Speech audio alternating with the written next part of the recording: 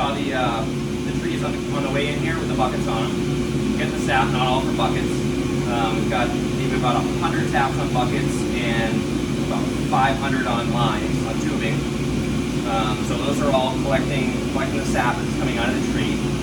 So once the buckets are full or the tanks are full, we go out and collect the sap, drive it back here in a big tank, and then it gets pumped into a 550-gallon tank that's over our head right now. And this tube that you see running down through here is carrying the cold sap, and that goes into a float box, which is regulating the height of the sap in this upper can. This is called a steam away.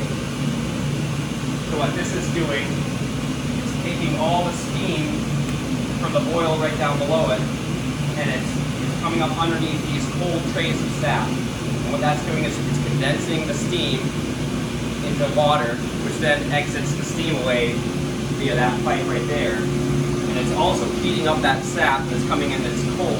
It's heating it up to about almost 200 degrees. So it's cooking it a little bit before it even makes it down into the rear pan to boil. And then it has another float box right in the back that's regulating how much sap is coming into this rear pan, which is doing most of the boiling.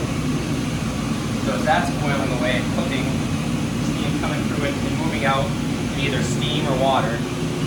And then the concentrated sap is moving it into this float box. In this float box, it's regulating how much sap, heavy sap, is in this front syrup can. And I keep watching a number on the side. There's a thermometer here that is telling me when this is going to be syrup. So what I'm watching for, there's a 7 right here that goes from 0 to 7, a little bit beyond. So that 7 is representing 219 degrees. That's when I know this is syrup. It changes a bit varying on, depending on the barometric pressure from each day to day.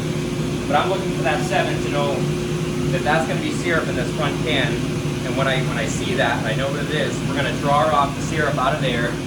I'll take one of these boxes down, put it right under here, open that up, fill it up. There's a cone filter in here that's filtering out something called niter, which is a collection of like minerals that appears in the sap when you cook it. And then when it comes through here, it goes into this. And this is a finisher. So this, because we're drawing off syrup out of here, we're also going to get stuff that's not quite syrup yet.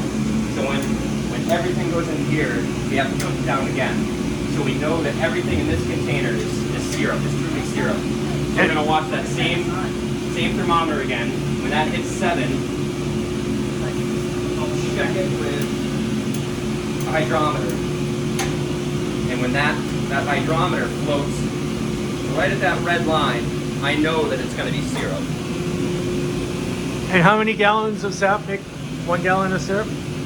Well, around 35 to 40, depending on the sugar content of the sap at the time. So once we have our syrup all finished in here, it goes back through another filter box, and then down through another filter and into the canner, where Lauren cans it. Hello.